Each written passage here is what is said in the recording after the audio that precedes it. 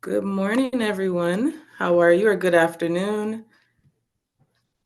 Thank you so much for joining us today in our panel.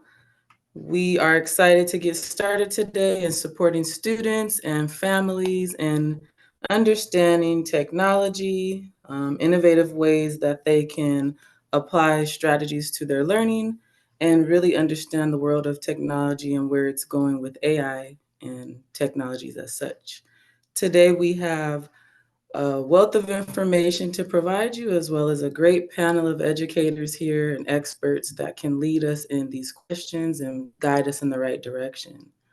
So, I want to go ahead and introduce each person and make sure that I am introducing them correctly. So, today we have Miss Kimberly Clark. She is a professional with Google, and I will give her a chance to introduce herself. And if we can just go down the line, if you can say your name, where you are from, and what company you're representing. Thank you so much.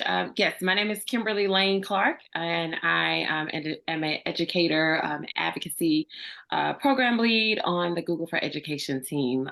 Previously an educator for the last 16 years in several school districts in the state of Texas. So thank you so much for having me. Absolutely. Thank you for being here. Next up.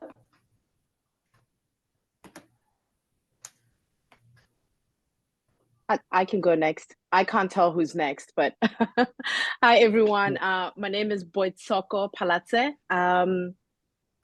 We'll talk about how to pronounce it later, but I work for Northeastern University. I'm currently an adjunct faculty teaching the graduate program in project management, risk management, and design thinking. I'm also a senior project manager over in the Chancellor's office, working on academic programming, new academic programming, and just new opportunities to continue helping our students succeed.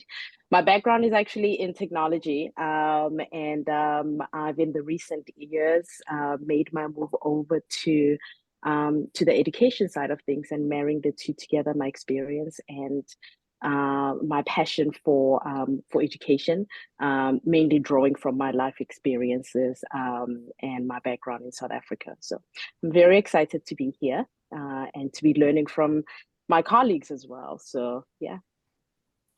Awesome. Thank you for being here. Next up. I'll go next. My name is Heather Wetzler, and I'm the co-founder and COO of Q Career. And Q Career is an edtech platform connecting high school students and college students to career exploration content and linking them to professional and trade associations, which are built-in networks. And then we also have a product called FG Access, which is for first generation low income students, college students, that's particular, and that helps them basically build social capital within Fortune 2000 companies. Awesome. Thank you so much for being here today, Heather. Glad to have you. And last but not least. Hi, my name is, heard somebody else chime in. My name is Jake Webb. Currently representing my own consulting firm, JW Consulting. Just came out of a 2.5-year stint at a deep tech startup called Protopia AI that focused on the privacy side of things. Before that, spent about 13 years in the SaaS world, building biz dev, sales, operations, marketing, kind of zero to, whatever the number ended up being. And before that, I taught 5th and 6th grade in San Marcos right after I graduated Texas State. Awesome. Thank you again, Jake, for being here. And I will go ahead and introduce myself. My name is Jocelyn. My last name is Howard. I am here representing Urban Village Family Services, which is a social service agency that focuses on employment and providing wraparound services, as well as my own private consulting, which is Howard Coaching and Consulting. And we focus on supporting students with career development and career counseling, as well as supporting students and individuals with disabilities in the workplace. And last but not least, supporting small businesses and entrepreneurs with business planning and guidance. So thank you everyone for being here today. I want to thank Wonder Woman Tech for putting all of this together. Lisa, we thank you so much for welcoming us to this platform. Thank you so much, and giving us the opportunity to share our insights and experience with technology, whether it be personal, whether it be professional, and actually share some guidance and some tips in supporting students, and also supporting parents along the way. So I want to go ahead and jump right into a couple of questions, but I would like this to be a conversation style again. Parents and anyone, if you are on the call, if there's a opportunity for questions at the end, we would love for you to save your questions there. You are also able to put questions in the chat. And if there is anyone that is willing to volunteer in the panel, just to keep an eye on the chat. So that way we are able to make sure that those voices are heard and whatnot.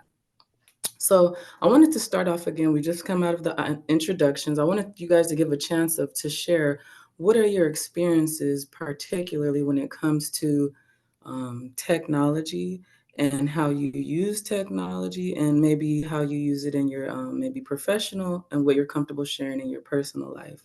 And then we can jump into more discussions about how technology can be used within the education system.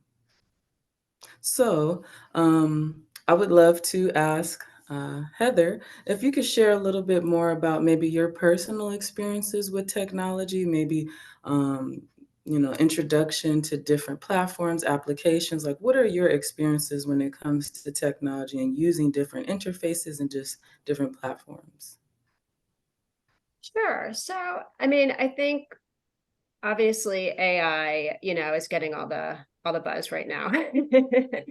And I do think that, I play around almost daily with ChatGPT, and that I think we're going to go from like 0 to 100 with AI very quickly. And, so, talking to like, parents or teachers, I think looking for products that start to leverage those in schools in a positive way. So I know there's a company out there called Power Notes, and basically it was a lawyer who started it, and he started it to keep track of notes for people going to law school. And but then he realized that when he launched it to high schools and colleges and people started using it, all students started using it in different ways, and especially students with like ADHD, it was really helping them. But schools weren't always interested in buying it until ChatGPT and AI really burst onto the scene. Because really now what it does is, if you're writing a paper, it's able to basically track where your idea came from.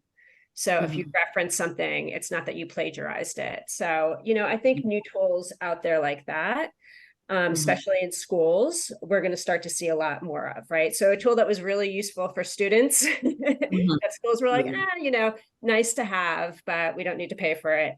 Now becomes, oh, well, maybe we will pay for it because we want to start tracking, our students' logic into, and where they got these ideas, and did ChatGPT write the paper for them or did it, right? And you're able to post it. So I think there's, we're going to see a lot more tools like that in ed tech. Awesome. Thank you for sharing that. So right now you're really exploring personally, just exploring the world of ChatGPT. And thank you for sharing that. I know a lot of us have seen that, have heard these words. Maybe you've heard your children mentioning it. And so we definitely encourage any of you all, when you hear some of these trendy things, you may want to first resist it, but explore it. At least try to explore it, because you just never know, one, what is available to you to use as a resource, but also you do want to know what your children are using as resources. At least you know what's out there. A child can mention, an application, and if you don't explore it, you have no idea what the benefits are or what the dangers could be. So I definitely would encourage, if you are hearing this terminology, to definitely explore it. And I just wanted to share a little bit. Hi. And I just wanted to share a little bit of personal experience and kind of kick off a little bit more of the conversation of technology itself. I'm comfortable sharing my background, and I am an 80s baby. And I want this kind of conversation to be transparent again, as all of our introduction to technology. The computer was introduced to me in my combination class, 4th and 5th grade class. I remember coming into class and like, what is this device on the table, and just being introduced to just basic Microsoft and the document template, and learning a little bit about different fonts. And I'm like, whoa, all these different worlds. And that was just the beginning of things, right? And so I could only imagine where students are now, and as different things as far as applications and technology are being introduced to them.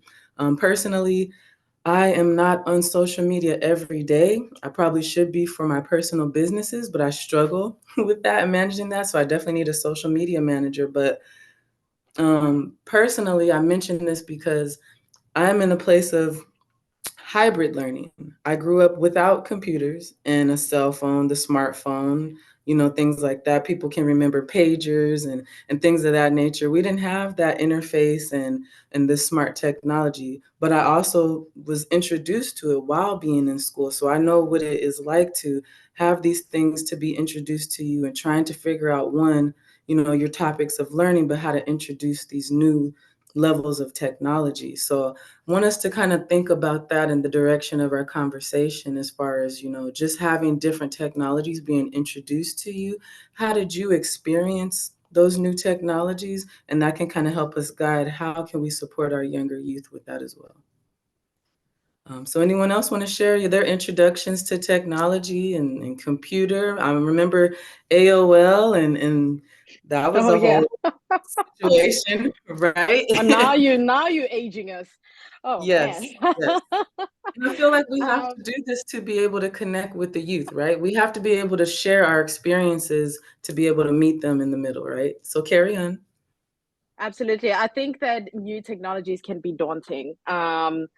Especially if we're not curious and we're not going out there and doing more research and finding out more about it. And I can tell you, I was I chuckled a bit when Heather was mentioning Chat GPT, and as an educator, making sure that students just they don't copy and paste and plagiarize.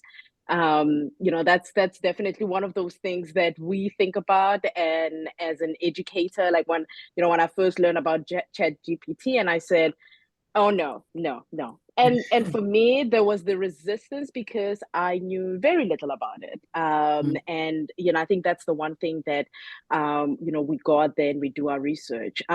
My background is in computer science. I was a computer science major. I used to be a programmer, so I've been in the industry, software implementation industry, for about 15 years, close to 20 years.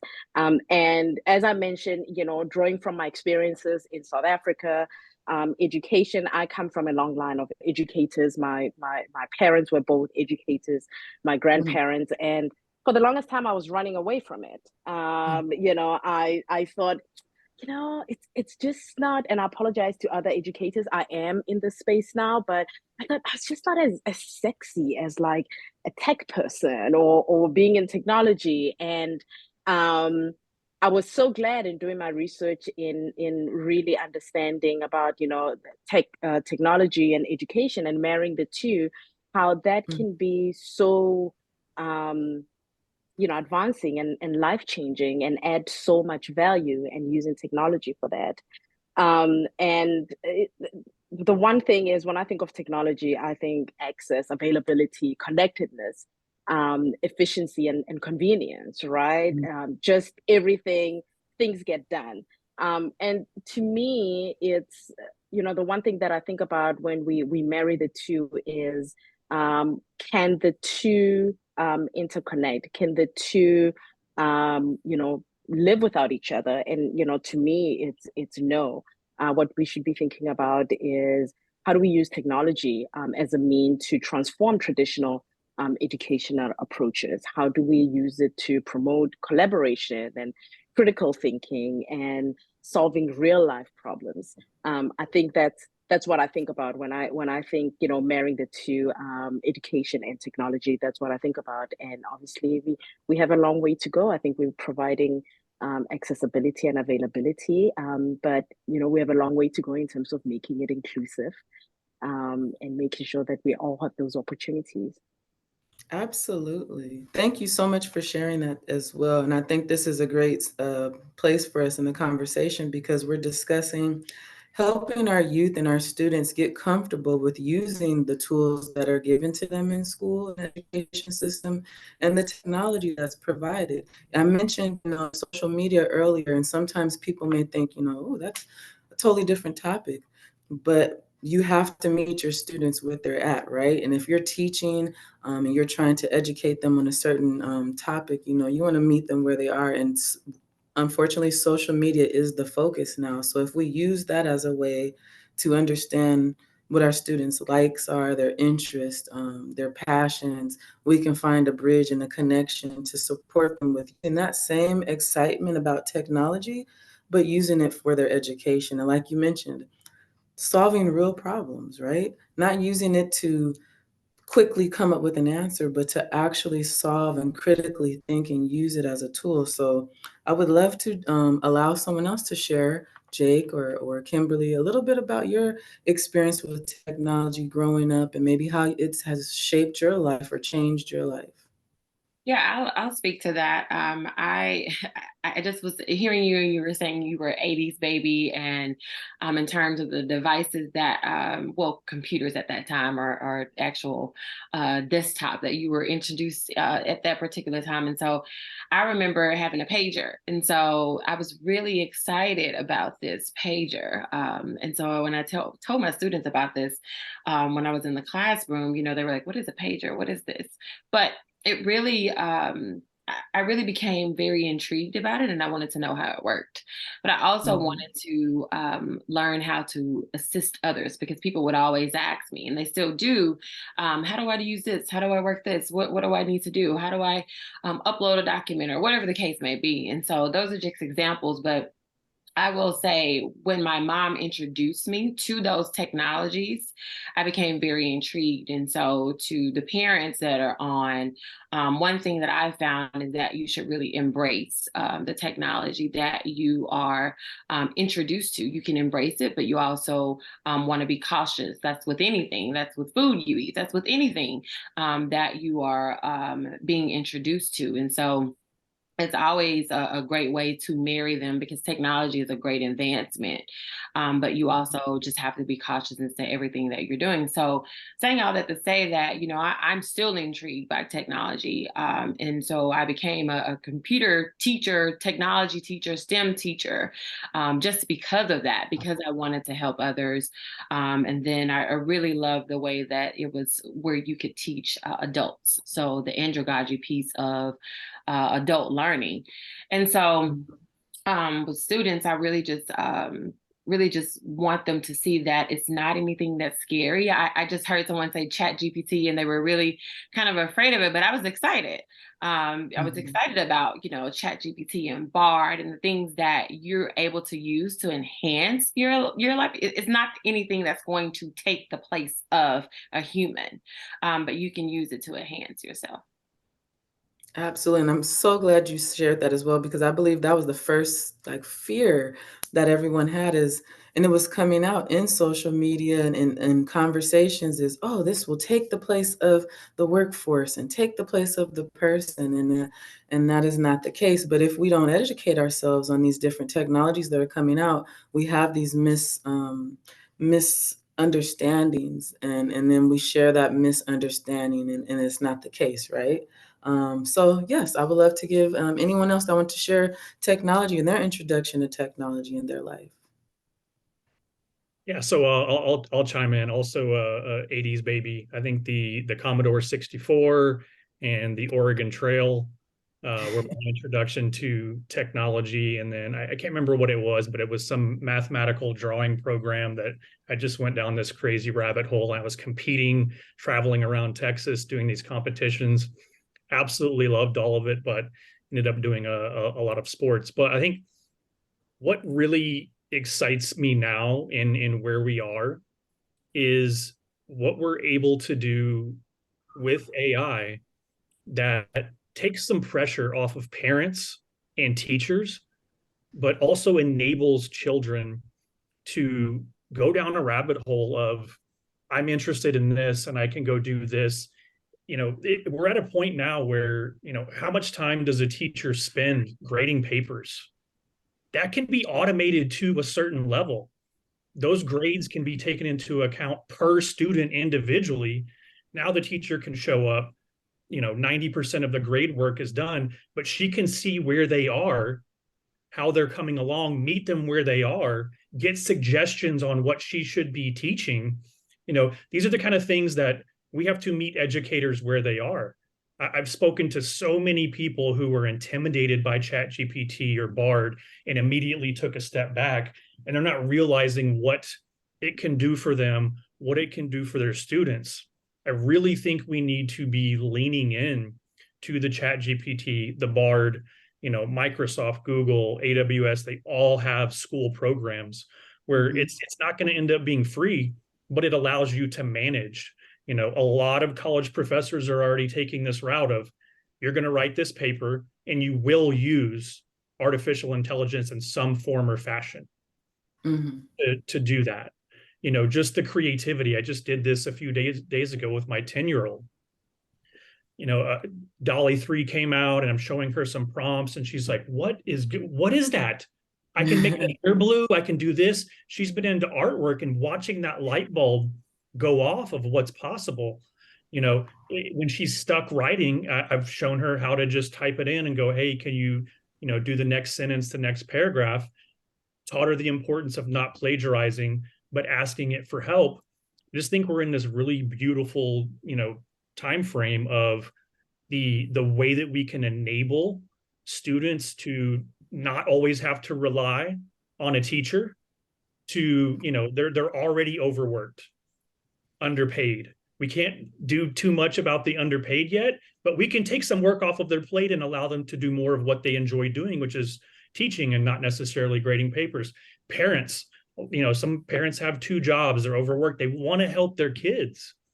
This frees up some of that time, helps them be more efficient in how they help their kid. But I think really the nuance part of it is where each individual kid is. 30 kids in a classroom, and you're able to kind of see charts and suggestions on how to get them where they need to be. I think that's just insanely powerful for our current educators.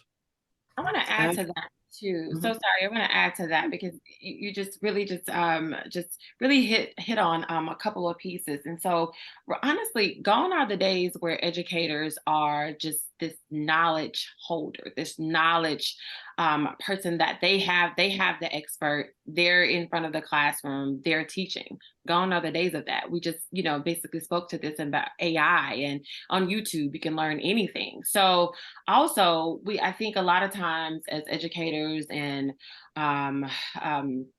when we're thinking about in the classroom, there's not an average learner anymore either.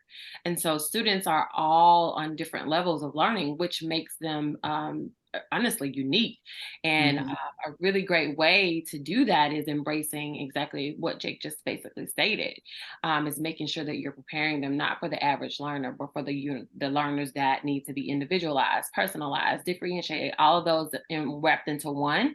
But you can utilize that technology that we've been referring to be able to meet them where they are.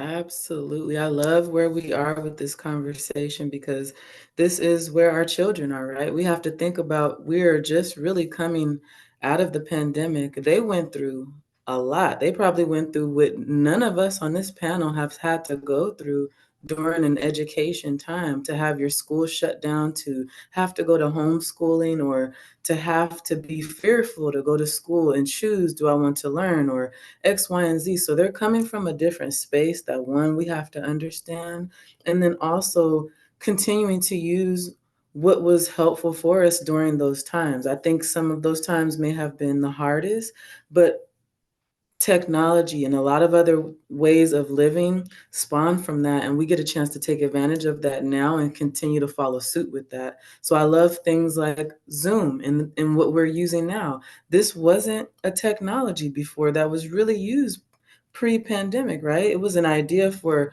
in the workplace for meetings, but it wasn't a form of communication. And now it's turned into a form of, this is how people work. This is how people make money, right? Through this application now. So again, getting comfortable with those technologies. I love the conversation of students also having a chance to be a part of their education, right?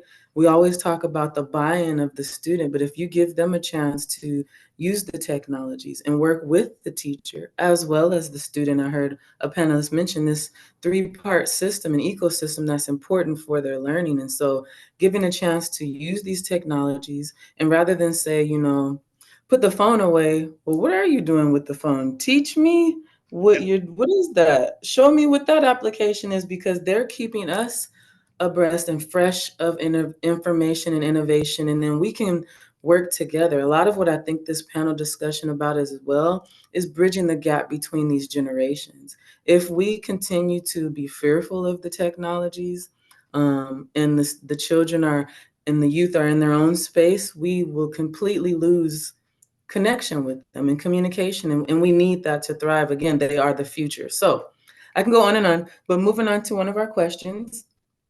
How can technology and online learning platforms be effectively integrated into traditional education systems? So Jake did touch on as a grading tool. I can throw out there, especially I am from California, so there is a lot of bilingual learning here. And so myself, I can use it to translate information and translate documents and for flyers and whatnot. I was not able to do that at the speed I can do that now. So that's huge for me. Anyone else want to share what is an online learning platform, or what are ways that we can effectively integrate this into traditional education? I'll start. When we think about online learning platforms, a lot of pieces that the educator is embedding within these platforms can take students' learning to a different level. It allows the parents to see what is happening in the classroom. But just like you were saying about the translation tool, like for instance, we a lot of times during the pandemic, we were using virtual learning like Google Meet to have those asynchronous classes. However, now you can use Google Meet in the classroom. If you have a student that English is their second language, you can actually use Google Meet in the classroom to actually have that student to learn in real time with those students and not have them feel left out, which is a game changer because you're meeting students where they are. Students might not be they're not an average learner anymore. So for instance, like Google Meet, we think of it being using it when you're not in a particular setting, but you can use that as well. But also Google Classroom. Google Classroom is a great way of maintaining that knowledge that you're having in the classroom and outside of the classroom, and utilizing it in different ways, uploading assignments, or just providing that knowledge that students might not have gotten access to when they were in school. So it's just a plethora of ways that you can use them. Thank you for sharing that. Anyone else have any input when it comes to how can students use these online platforms to effectively integrate into the traditional education system? Yeah, I can just get some of my thinking in there. For me, it's really creating relevance for the students. I've seen, students that come into the classroom really learn the theory, learn all the information, but how do you translate that into real life problems, or how do you make it more relatable?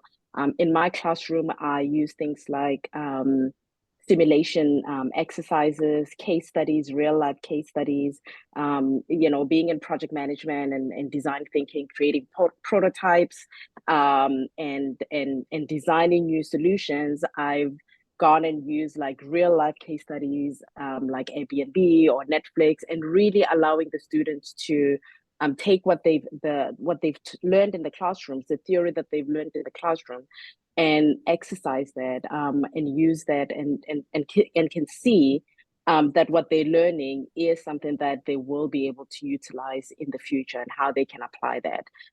So those kind of tools like extended reality, with higher ed, I mean, we use tools like that in order for students that are in the medical field, being able to, or in biochemistry, being able to see some of the stuff and feel like they're in the real world and apply what they're learning. So that's how we use some of these tools or these technologies in marrying it with traditional education. Absolutely. Anyone else before we move on to our next question? So I'll say, I go, because of the nature of what we're doing with students, I always go heavy on the social networking and how to use technology for that. And I mean, building social capital, which is networking.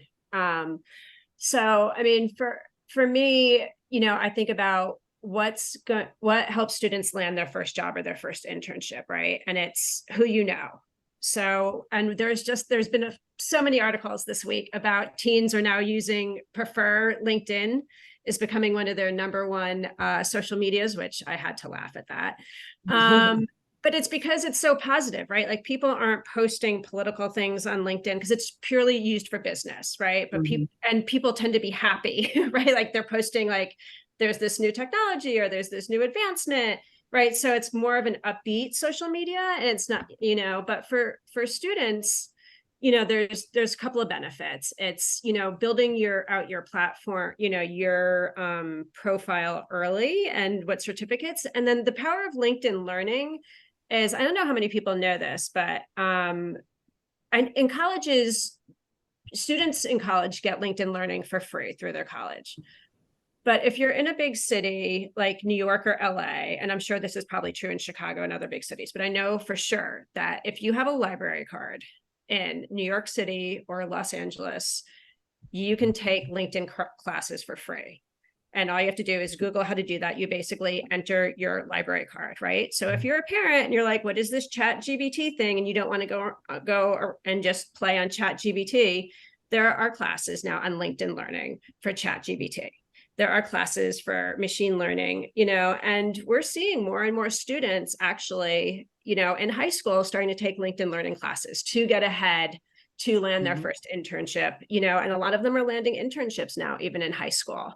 So I would say to start taking, look at LinkedIn Learning and see, I mean, there's so many classes on there, right? So you probably need to have like a teacher or mentor or something kind of maybe guide you and help you for your, interest. But, I mean, especially for something that you could do for free, I think that's really important. Absolutely. Thank you for sharing that. If I could add also, when using technology, especially for students, I think it's really cool now that educators are more open to technology in the classroom, whether it's the iPad, the phone, but you have students also that have different learning differences. And so sometimes students are given accommodations, are able to use their devices to help them, again, take notes, to do voice or text voiced. They're able to use a lot of different features in their phone to help them stay along with the content in the classroom. So again, if you do have a child with a different learning style, such as sometimes there are verbal processing disorders. I come from a background, I've worked at a private school where I work with students with autism, the former profile Asperger's, ADHD, a lot of these other social challenges that our students are facing. And so these different platforms are super helpful for that type of learner that is having some challenges when it comes to social interaction. Like we mentioned as well, these platforms can be simulated. I've worked in the career counseling capacity for over 7 to 8 years, and working with students, there are platforms where you can speak to the interviewer, and then at the end, of course, they're engaging in conversation with you. There are prompts that pop up of what you could possibly say or help guide you throughout the conversation. And then at the end, they'll give you a thumbs up or a thumbs down, if the conversation didn't necessarily hit point. And so these are different features that can help those students in those situations in the classroom and outside of the classroom for those eager learners. If I could move on as well, in the area of remote and hybrid learning, I think this is really important for us to touch on. I also have a background teaching at UCLA Extension Pathways program, again, working with adults with learning differences, but in the career development realm. And so me personally, I had to learn, how do I now teach virtually through this hybrid system and also meet them on campus and marry the two, which was a very interesting experience. But before I even speak about that, I wanted to give the panel a chance to talk about, what do you feel that students' experiences are with hybrid learning, and how can we give teachers, parents, and students more advice on how they can accomplish hybrid learning? I want to start with that because for the last 6 years before I came to Google, I was the director of blended learning for 6 years. And during the pandemic, we had to kind of figure out how to go online in 3 weeks. I'll never forget it, in March.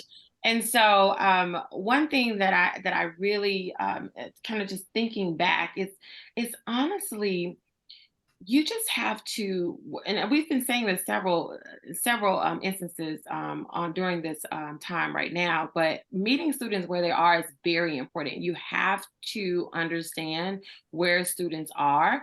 You can't just, for instance, put everything online and expect someone to read an article. You can't just, for instance, teach a lecture and then have everyone to answer quizzes online. Everyone doesn't learn that way. And so that's why I said it earlier about the different tools that you can embed. And I know you spoke to the different accessibility pieces. For instance, like on Chromebooks, there's so many different accessibility features, text to speech, and so many other ways. But to embrace, and every student doesn't do well online. That's another piece. We can't just push everyone online as well, because that might not be their mode of learning. So we just have to assess where students are and then be able to meet them there. And so some students will honestly excel online. I am, for one, that I love learning online, but some students need that face-to-face. So you just have to have that balance. And that's why I think hybrid is so important.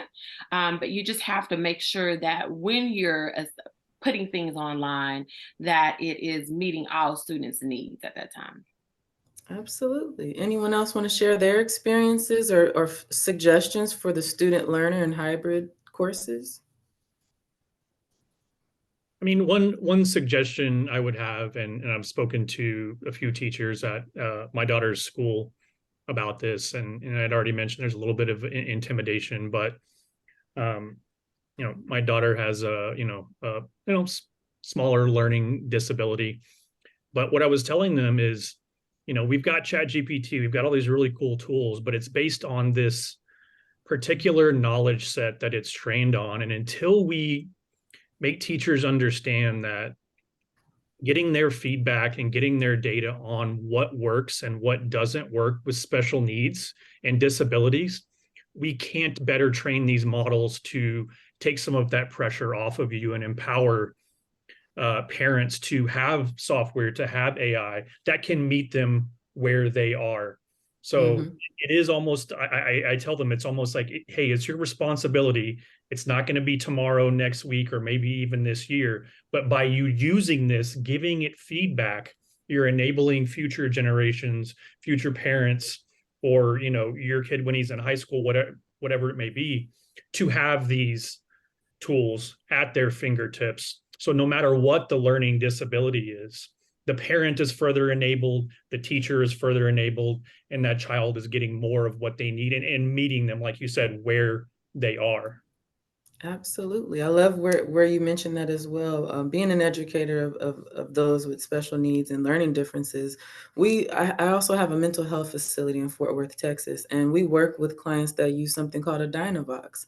This is a device that is provided through their healthcare provider, but in understanding what that Dynavox can do and coupling that with ChatGPT and allowing your Google voice detection to pick up on that Dynavox and then being able to communicate with that client back and forth has opened up a world of learning for not only that student, but also for the staff that are working with them. And so again, I encourage students to push their parents more to, to be exploratory when it comes to these technologies, but I also encourage the parents to, explore your child's learning as well. Teaching also taught me, hey, you have to learn how to teach, but you also have to learn how to learn. And so you really have to try different strategies. Not everything works for every person. Not every teaching methodology works for every type of learning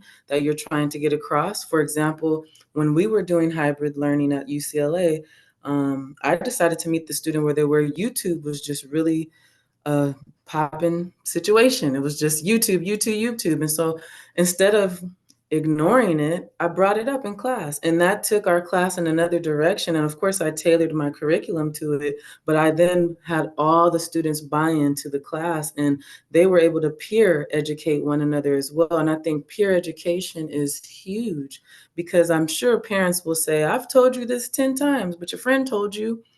And it's like the newest thing of sliced bread. So peer learning is capital, and I think this is helping students teach one another as well. You have your teachers' assistants, you have, again, students that want to educate, and so we're bridging that gap. I did want to move on to our next topic a bit, which is guided right into how do we ensure that equitable access to innovative education resources and opportunities for all students, regardless of their social economic background. So all these technologies are wonderful and beautiful and great in supporting the student learning, but there we do see a bit of a divide when it comes to who has access. So how can we dive a bit into that topic? What are some strategies maybe that we can offer to the student learner? For example, for me, I know that there are a lot of fast food chains that now offer Wi-Fi, right? A lot of students don't know that, right? Most students in the inner city are using public transportation to get back and forth to school, but to have the understanding and knowledge that, hey, while I'm waiting for the bus, the local Starbucks or McDonald's or what have you has Wi-Fi, I'm able to tap in and utilize that and maybe get my homework done or get a little bit of studying in.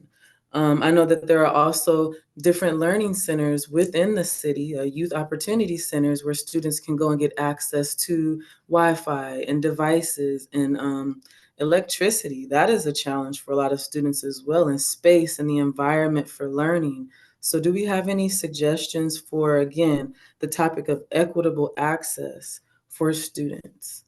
I do, just for my educators out there. The main thing that I notice is the opportunity, providing the students the opportunity. And so that's something that probably really sounds very simple. However, it doesn't, because when students are in and I really don't like this word, but lower socioeconomic environments, the opportunities don't present themselves. A lot of times the companies, a lot of times where scholarships, they don't really funnel in to those areas. And so I encourage educators to go out and seek those opportunities for your students, because everyone can excel if they are provided that opportunity. We always hear, if you see someone that looks like you, you're able to dream, and that is actually true. But if the students don't see anyone, we always go back to that kind of scenario where you tell a student to draw what a scientist looks like. And they always draw a white male with glasses and a lab coat. Well, there are scientists everywhere, because students are scientists themselves. And so one thing that students, the reason why they did that is because they're used to seeing that. But if you provide them the opportunity, and even if you don't have the funds to do it, you can bring in virtual speakers.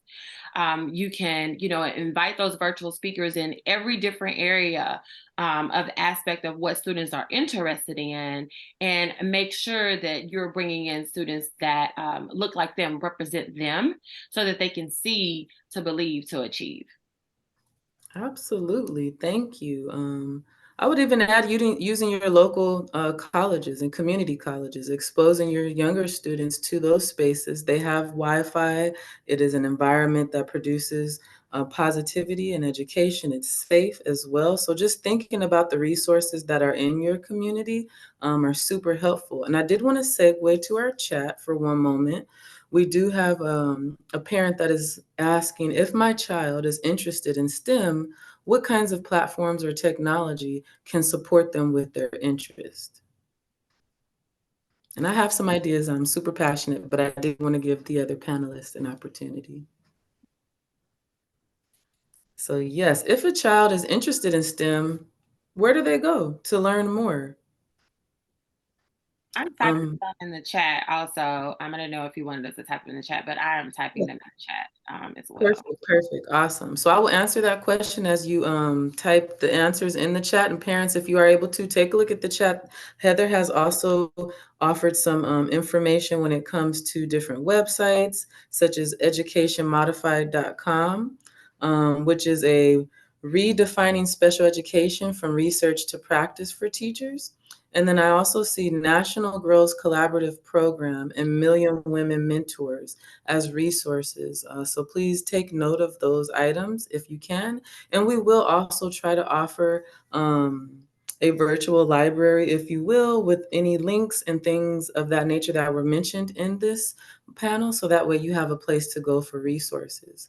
But to come back to the question about STEM, as a career counselor, I've worked with students, and when we do the interest profiler, and we do something called career navigation, there are platforms such as ONET that students can go to, as well as California Career Zone, if you are in the Southern California area. And these sites will actually allow the student to type in just a basic interest. I like riding bikes. And it will actually filter what types of positions, what type of careers, what type of vocations align with a bike, riding a bike, and all of these different ideas will populate and give that student a chance in some type of guidance and direction. It will share with you and filter out websites to organizations. It will also filter out what are the best schools and the best programs for that particular interest. Again, if a student has an interest, take it up a notch, biomedical physics or anything of that nature, you pop that into the search bar. And again, it will populate, again, what schools are the top schools that have the best programs for that particular industry, what vocations fall under certain industries, because again, we're in a time and a day now where students are not only interested in their education, but they're also interested in practical real life work and vocations. And as a career counselor, I did struggle a bit with helping parents understand that sometimes we want our child to be that college student, right? Ivy League, get out there and go be a doctor. And that is not sometimes the case. That's not the student's interest, right? And we've seen sometimes through what's been shown in the media and whatnot, what happens to people when they pursue things that they're not necessarily passionate in, right? This is the same thing for learning. If they're not passionate about it, you don't see the increase in grades and engagement and whatnot. So I really encourage parents and students to work together to explore those interests, not only online, but volunteer. Go out into the community. You're interested in STEM? Let's go online, research, and take a look at the local college again. And let's go out and look at what are some STEM related activities that are happening in the community. And actually, let me get out there and see, because once you get out there and you smell it, you touch it, you feel it, you might feel different about that particular industry. So those are some tools and a bit of guidance I can share when it comes to exploring STEM. I do see some other items in the chat, but if there's anyone on the panel that would like to answer that question, please, by all means. Yeah, Jocelyn, I just wanted to expand on what you were saying. We can enable them, and I definitely encourage it to, however you go find STEM, you go smell that air, as you said, get them excited. But I think even that's a halfway point to sort of, dovetail on what Heather mentioned earlier about the LinkedIn. We still have kids graduating high school. I mean, I graduated college not knowing how to write a resume, or how powerful LinkedIn can be. In I teach these courses all the time, and I mean, these are college graduates who come to me and they're like, how did you break into the field? teaching them the right way to connect with someone on LinkedIn, what's the right messaging to use. You know, I really, really want to work for this company. Well, if you just submit an application online and just wait and sit back, that's not effective. Teaching them how to go find the hiring manager, connect with them, and make a LinkedIn video and show them the level of hunger they have. I mean, 10x, I'm talking 50x. You know, you've already set yourself apart. So enabling them to, you know, there's a million different AI resume tools, write your cover letter, these types of teaching kids who are excited about STEM how to go make what they want to happen actually happen. Because so many people still go, well, I want a job in that, so I applied online, and then they sit back. Like we're doing kids a disservice by letting them graduate and not know how to make real world things happen. So I mean, I just wanted to add that on both of your points. Absolutely. Thank you, Jake. So I have one more thing as well too. So I know we heard about like what do I do to get my kid involved in STEM, but I encourage parents to first explore what is STEM, and for students to explore what is STEM. We hear science, technology, engineering, math, but what is that? Because it's so much that encompasses within STEM that some of the jobs, honestly, that we have never even heard of. I remember looking at data scientists. That wasn't something that I knew of when I was in school. So we also want to just encourage the parents to go out and just research what is STEM first and see if students are really even interested in one of those fields, or if it's something that they want to create, if it's a job that they want to invent already. But it's really important, it's what Jake is saying in terms of knowing how to write a resume, knowing how to network with someone, going on to LinkedIn, creating your profile when you're in college, even in middle school, if that is available in terms of the knowledge in terms of the age base, if you can create that. So definitely check on that first. You don't want to break any rules with that piece of it. Yeah, Absolutely. to add on to that is like knowing which STEM field that they're in, or interested in is important. I mean, I tend to lean sometimes more towards the entrepreneur student organizations. Like DECA is amazing and it builds leadership skills. I mean, every kid that I've ever met from DECA excels, and most schools offer DECA, and I can't, and then also NIFTY. NIFTY at one time, my husband and I were volunteers of the year one year for NIFTY LA. It teaches students entrepreneurial schools. LA Unified was actually thinking about making that their curriculum for their economic curriculum, because it teaches students to research an idea, put together P&Ls, put together a presentation, and then you have to get up and do a presentation. What exactly every what every founder does for a startup.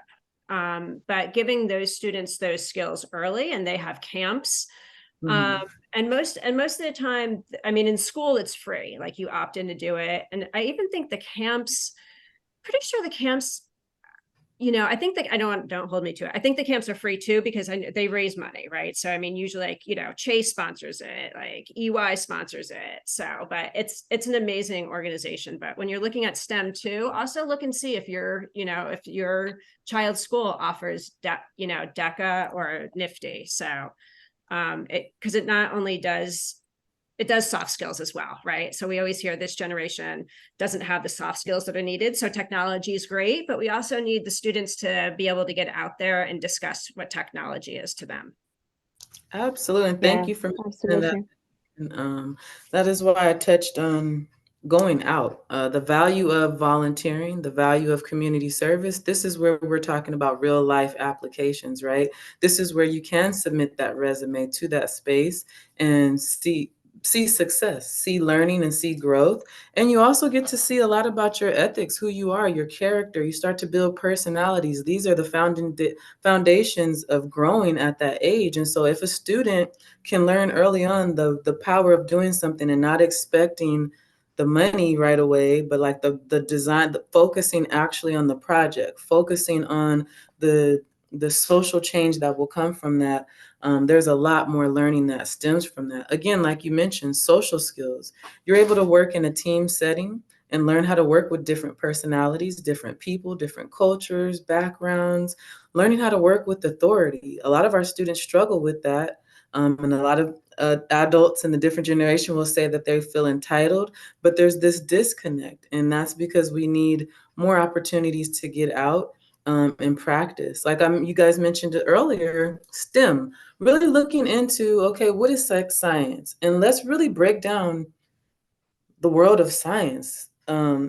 It can be overwhelming when you really break down that one letter within the acronym, because there's so much out there under science. My sister actually studied horticulture, and you would think, okay, that's gardening basically, but it is actually a science to gardening and hydroponics and growing plants from seeds. I know there was a new technology where they are using these cells in a spinach, and it works as the valves of a heart. So these are technologies that are happening now that students can get excited about, just going out in the garden, and learning how to grow a plant from seed to finish, and then cooking that, and then eating that and consuming it. And so again, these are different examples of jumping into the world of STEM. So I would, again, you mentioned exploring science, technology, engineering, math, but do not forget about the arts.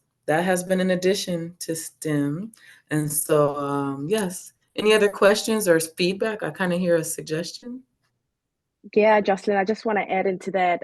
One thing that I've been seeing, and that higher ed is definitely doing, is creating job shadowing programs and opportunities for our students to go in there out in the real world and engage with their potential peers, and understanding what the role is all about.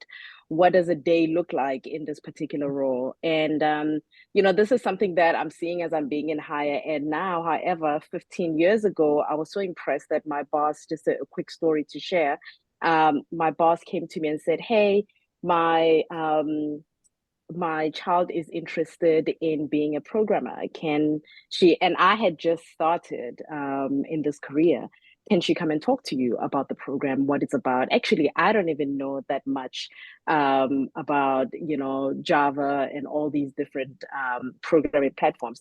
Can we come and talk to you about it? So I thought, wow, this is really interesting to actually start her at a younger age in high school, to start engaging with individuals in those different, and not relying on career services. I think sometimes as parents, and I saw it with my parents as well, myself, relying on the school in high school, or relying on guidance counselors to actually help guide our children in terms of which career to follow. But it's really for the parents as well. So it's outside, thinking about outside the classroom, outside school. How can I, as a parent, help my child in terms of helping them understand the different career paths, what they're interested in, process of elimination, what I'm interested in and what I'm not interested in. And I think that exercise is really helpful, going in and spending time in a workplace and seeing, okay, well, I think I'm definitely interested in this. It's one thing to read about it. It's one thing to be told by a career counselor, this is what it's all about, but to actually be there and experience it, that helps a lot.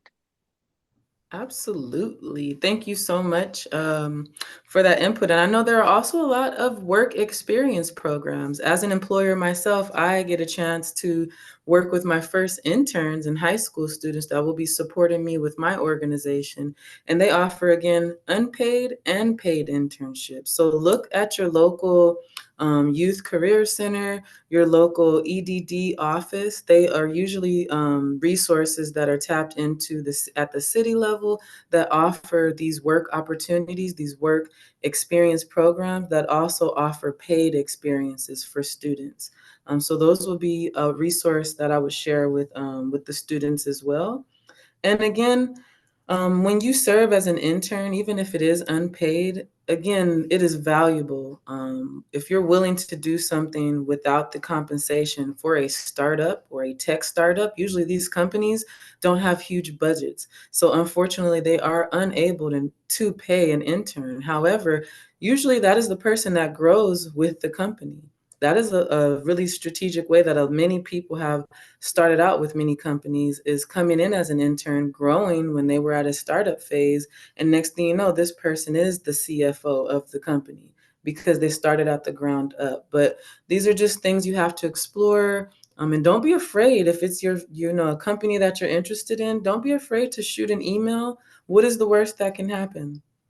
Versus you never knowing, right? I'd rather get a no than always wonder, would I have ever had that opportunity? One other tool I will give, and I will move our panel along, AmeriCorps. I served as an AmeriCorps member when I was in high school and college, and this is a government program, state by state. It also allows a student to travel if they want. So again, it's all over the US. The student gets a chance to explore, and it is similar to an internship, but there are other benefits that are offered as well.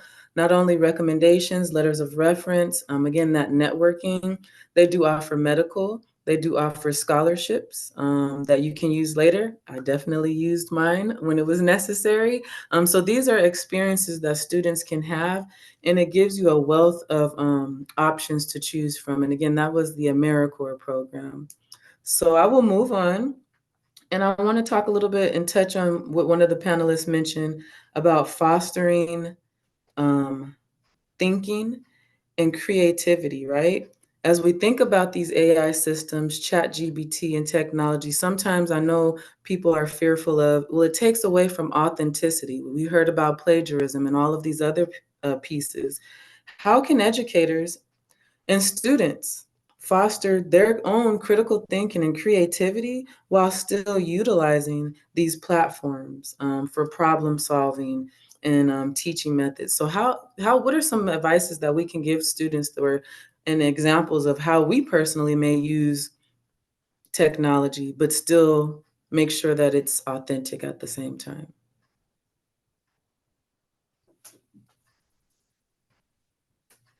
It's a good question, right? And I think that is the fear that most people, the elephant in the room that most people are afraid of is, if I use these systems, does it take away from my creativity and my thought process? I don't believe that that is true, because as a programmer, you are the person that is inputting the information into ChatGPT. You are the person that is guiding this program. So I think helping students explore their thought process and go back to the basics. I still use Bubble Brainstorm to take out some of my ideas. And then from there, maybe then plug in things to ChatGPT. But I would also suggest continuing that hybrid learning. Come up with your original thought first and couple that with technology and advancement and exploring different ways to use that creativity. I have, a couple of suggestions for the educator, and then also it stems to the student as well. Project-based learning, PBLs, if you've heard of those, as well. So project-based learning provides that critical thinking, because when we think about, there was a report that we actually came out with about the future of education, 5 trends into the future of education. And one was speaking to the global problem solvers in terms of how to speak to problem solvers of what's happening. I'm sorry, I can't speak. What's happening globally now. And so in order to bring that around where students can learn about critical thinking is bringing in those problem solving aspects in terms of PBLs. And so I know when we think of like internships, that's to me, a real life problem-based learning activity that students can actually participate in. But teachers can do this as well. My previous school district that I worked at, we were the first K through 12 STEM district in the state of Texas. And so this was something that our students were able to build a car, a real life car, and a plane. And so with these activities, obviously these were real world activities that these students experienced. But the whole gist of it was for them to be able to come to this hangar every weekend and work with this particular manufacturer that was actually helping us build the plane, working with the aeronautical engineering, but in actually being able to pose these questions throughout that particular time to pose this critical thinking and have this problem-based learning. So just saying all that to say I went around the world, but problem-based learning is a big piece that you can implement. Any educator can. I know that it is really hard because you're trying to balance your curriculum. It's hard to, you're balancing the assessments that students have to make sure, but you can really embed problem-based learning. You could just really Google how to embed problem-based learning, but it really enhances that need for creativity. It enhances that critical thinking piece that students need in today's society. And Thank you so for parents, there's, a couple of micro internships websites out there that are for high school students. One is worksimpler.com and Parker Dewey.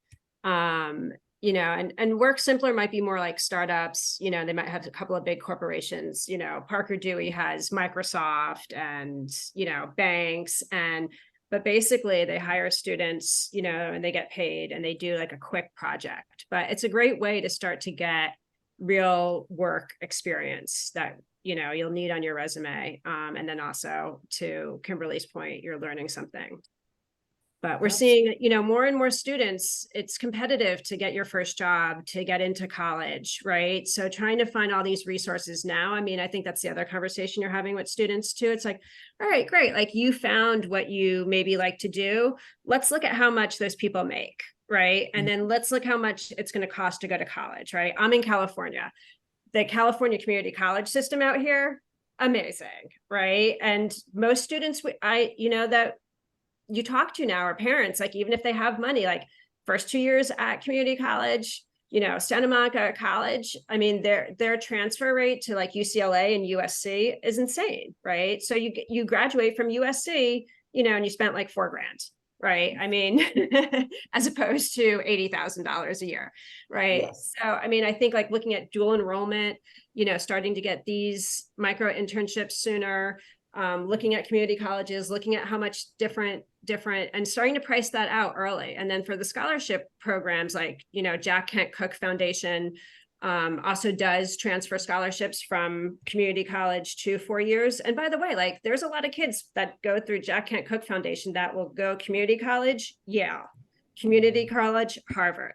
No one asks where you start. Everyone asks like where you ended up, right? It's like, where'd you start college? It's more like, where'd you graduate? I graduated from Harvard, right? Like no one.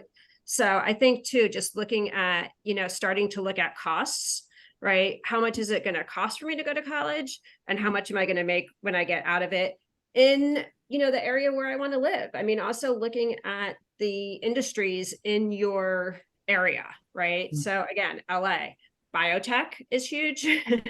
Aerospace is huge, obviously media is huge.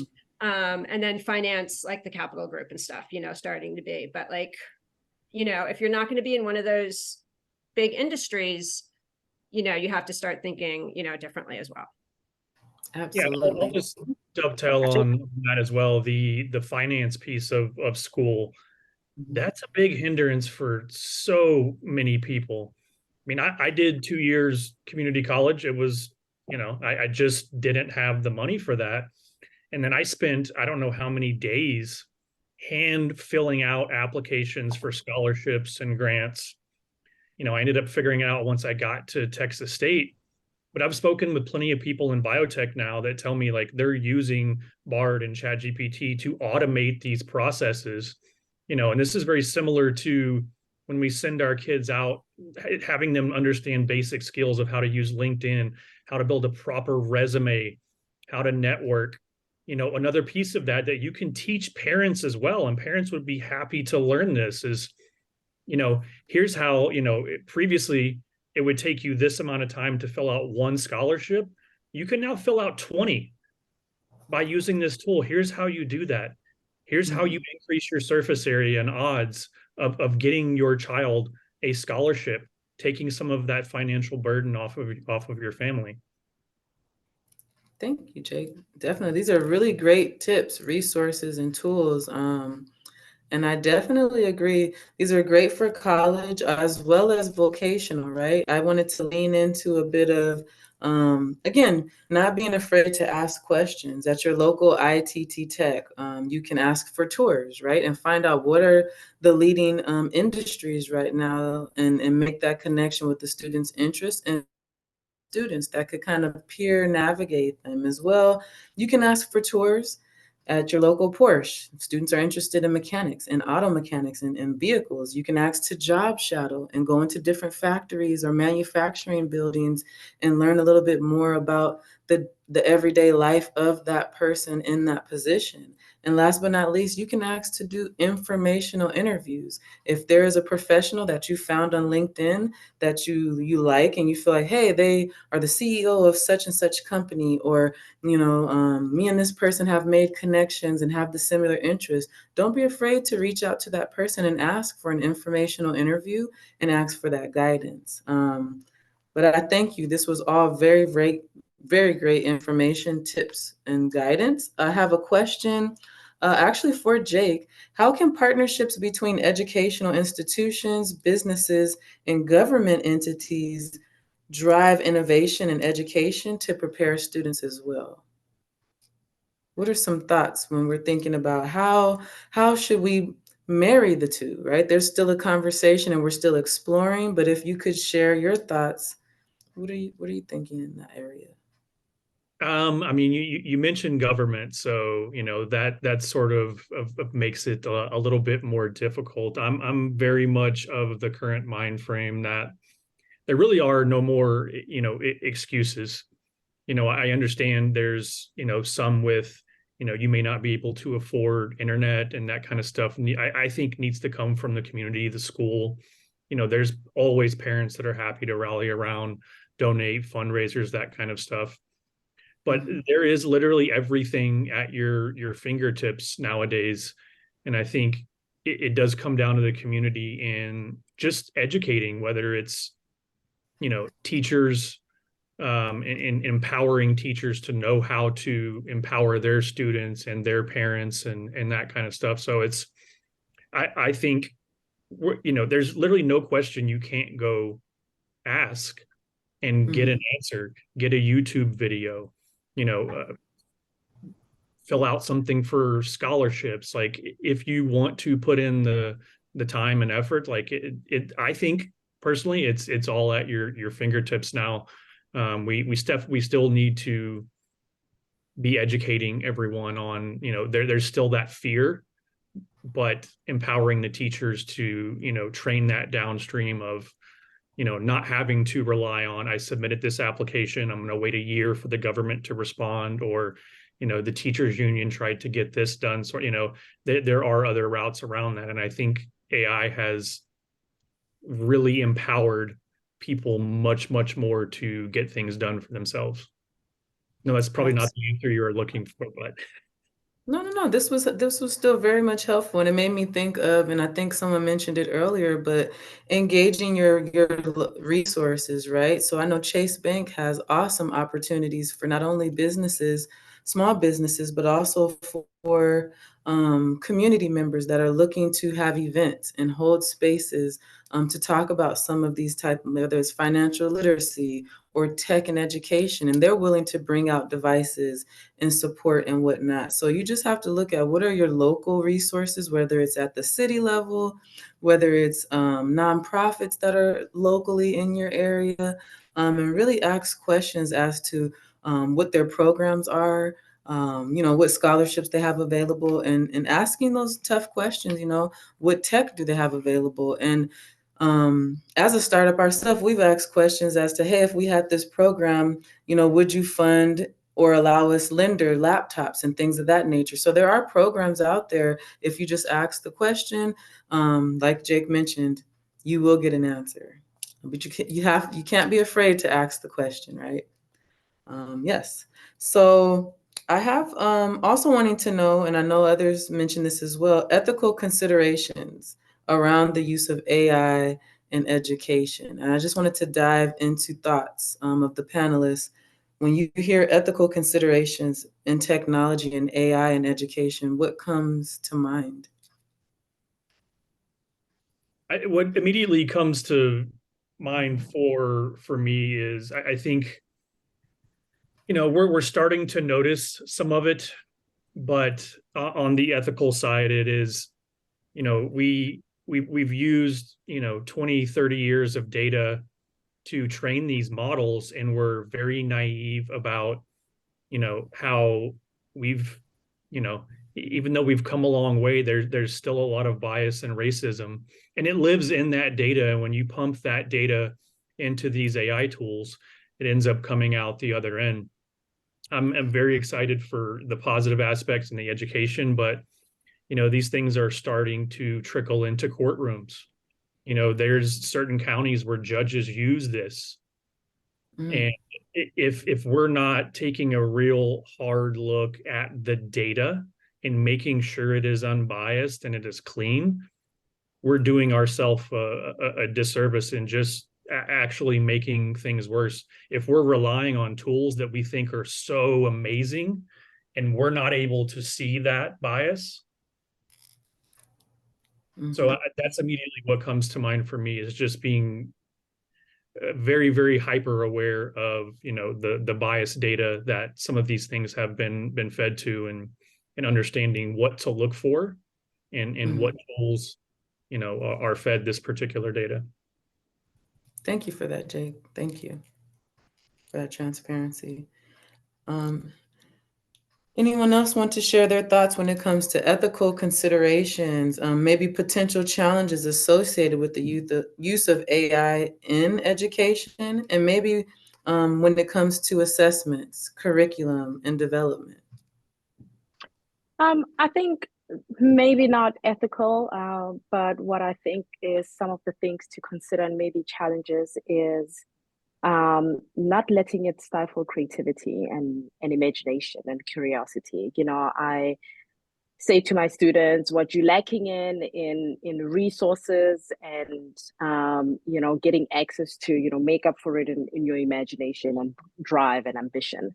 And I think it's making sure that we promote a culture of technology and AI is something that works together with. It's not something that will replace social awareness, learning empathy, replacing, you know, human interaction and collaboration. And I think there's a fine line between that, especially with our students, again, where you know, some of my paper students will just go copy and paste something on Chegg, or maybe even, you know, Chat GPT, and to them, which there's nothing wrong with, you know, there is something wrong with that, but to them it's convenience, it's being efficient, it's you know, the answer is already there, so I don't have to think about it. So I mean, do you blame them? Because it's right there. It's one of the things that I teach is efficiency. So if the answer is right there, don't go and reinvent the wheel. So it's one of those things that we want to make sure that from a technology perspective, we utilize it again for critical thinking about not just, you know, using it as a means for social media and connecting and seeing what's the latest trends and stuff like that. But again, how do we use it to solve problems? How do we use it to connect and solve some of our challenges, and not let it stifle our creativity and imagination? You know, I'll add to this by saying I think AI has been around for a long time. I think some people, you know, just discovered it now, or it just kind of came out in terms of generative AI. But one other thing is digital citizenship, I know that a lot of us, if we're 80s babies, we heard about, citizenship when we were in school. We learned about it every day. We always heard about, our character traits and those things.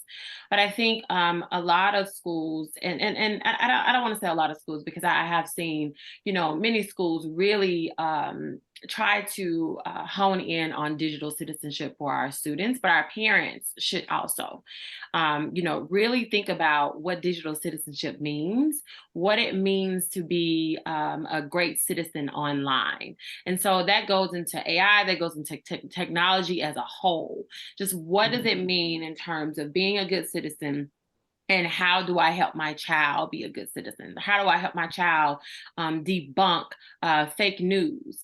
How do I assist my child in terms of, what is considered bullying online? Those pieces, I think, are the one-on-one rules that, we should think of. And I know we were talking about, ethical standpoints and those, but it all goes into how do we learn online? How do we interact online? What we're able to do. And so there are several Common Sense Media is a great neutral website that parents can go to and learn about some of the different apps. And I hear different words all the time in different apps that I'm not even aware of, because people are creating them at a massive rate that we can't keep up with.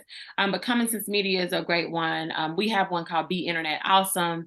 It takes the students to an internet land world where it's gamification, but they're learning about what it means to be online. Because before our students get into learning about AI, although they're using cell phones, we got to teach them the basics. So that's one thing that I would, really encourage. And educators can use Be Internet Awesome, Common Sense Media. There's so many of them that are out there to just begin teaching students early on what it means with technology, what it means to be safe online. And then we can, get into the ethical standpoints as well, too. I absolutely love that you brought that up. And if I could quickly add, if each of the panelists can drop their information in the chat, if any parents or students want to connect with you.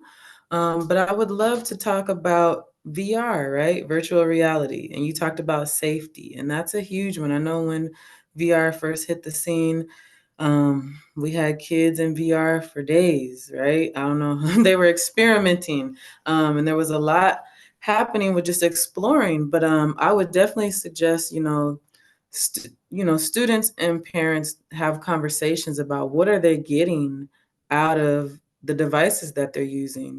What is the stimulation that they're seeking, and how do we seek that in other ways?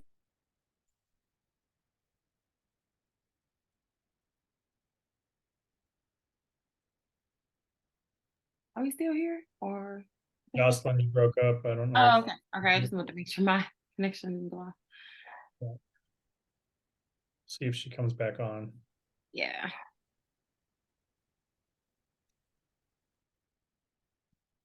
While she's coming back on, I wanted to add a little bit to what Boyd Shoko. So I'm sorry if I'm butchering your name. I'm trying my best, Boyd Shoko. How do you pronounce it? How do you pronounce it? It's Jake, I'm disappointed in you because I gave you a one-on-one lesson on. I know, and it almost made me not want to add the comment because I knew all right. was going to happen. I love, it's one of the way I break the ice. I give people a hard time about it. It's Boyd Soko. So what I like saying to my student is chunking it up. It's like a boy and a sock with an O at the end. So I remember you saying Boyd Soko. Yeah.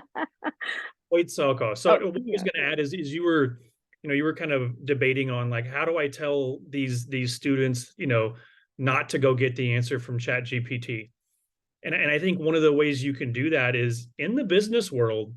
Like if you just type in something and you go, hey, write me 5 pages or write me a blog post on this topic.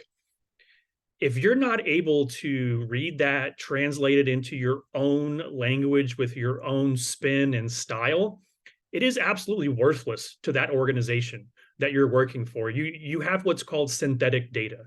They don't need you to press a button. They need you to be able to use that tool to speed up what you're doing So to even add value to that company, you need to be able to use this tool, make it your own. And Google is leading the charge on this of weeding out the synthetic data. And Kim, you probably know this, but it does nothing for your website. It does nothing for your blog. It's zero good for your business. It can actually be hurtful if you're caught just spitting out synthetic data that a model, Bard or ChatGPT spins out. So I think, cool, you can spit this out and get a B in my class, but if you're trying to go add value at a company, it's literally worthless.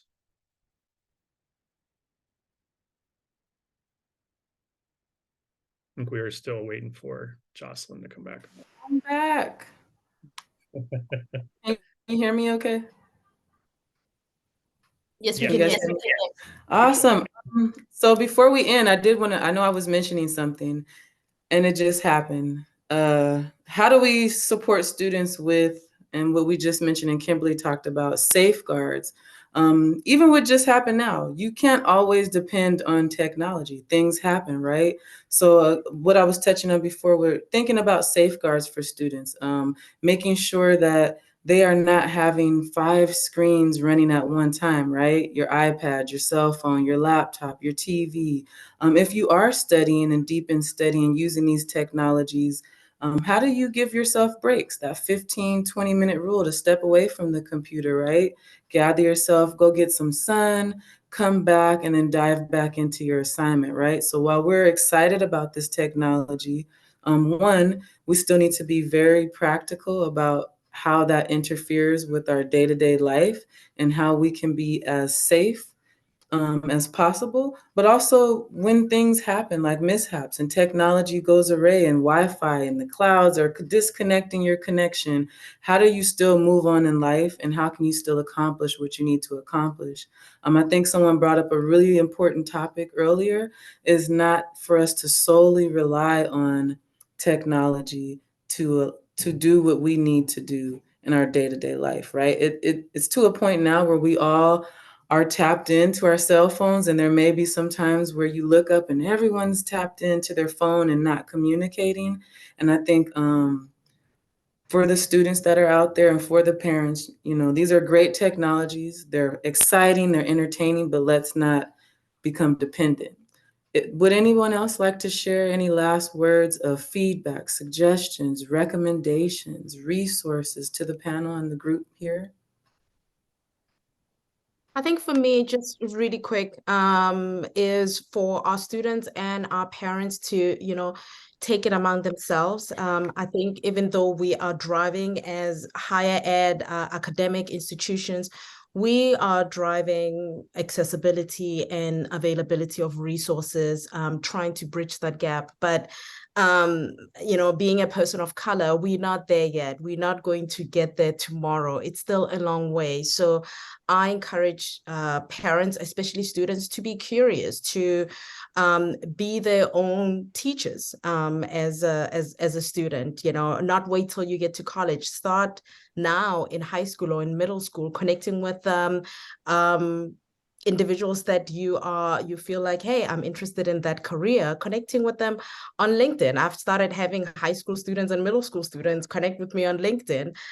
Some of the, we've connected and now they're learning the professional etiquette, things like that. Those are the things that you don't have to wait until you're in college or until you start looking for a job to start engaging in. So I'd say be curious. If you're interested in programming, there's a lot of tools out there that you can start at a younger age, that's free, that's accessible, that you can start now. So start now. Absolutely. I do see in the chat really quickly that there is a survey to fill out. So if anyone is able to, any parents, anyone that is in this session that would like to quickly take a look at this survey and complete this as we are wrapping up our panel, I would add another suggestion and ask anyone else if they have some final words. But if any of students are looking for opportunities, don't forget your summer camps, your winter camps, right? Boot camps, things that are out there where you can learn and you can have fun, but you're learning at the same time and you get a chance to just try something out and explore a field. I'll throw in my final note, and it really is just offering up myself as a resource. So, whether it's parents on the call, fellow speakers, any students you have that are interested and hungry to learn.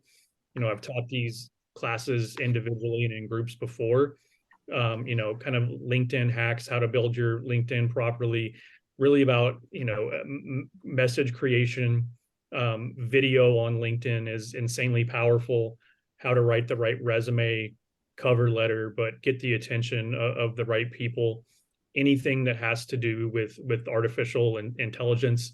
It's been a long time since I've been an educator, but I still love teaching people when and where I can. Sometimes it's, executives, sometimes it's college kids that are like, I've applied to 200 jobs and I don't know why. And I give them the little, ways to stand out. If you have people that want to know about, what it's like to start a startup from zero, in software as a service, or, hey, I'm really trying to figure out, Chat GPT or Bard. I just want to offer myself up as a free resource. My LinkedIn is in the chat. Please hit me up. We'll set up a Zoom session, whatever it may be. Just want to be as helpful as possible. Thank you, Jake. And I'll just add that, and it's for educators, parents, and students. For educators, you matter. And so I think a lot has happened over the years. You matter, you still matter, you're gonna always matter. And don't forget that. And to my parents, you're the advocate. And being that advocate allows you to advocate for your child and make sure that you're providing them the best opportunity. And to my students, you matter as well, and you hold the key to the future. So make sure that you utilize the technology to your best ability to make sure that we have a world for your future when I get older. So just want to leave with those thoughts. Thank you, Kimberly. Anyone else before we close out? And please, again, in the chat, we have a career panel survey for any of you folks to fill out. We thank you for taking your time out today on this Saturday to learn a little bit more about technology, innovation, and how you can include this in your child's learning and education. Thank you so much for your time today. Thank you. It was Everybody. nice to see everybody. Yeah. Thank you, everybody. All right. Cheers.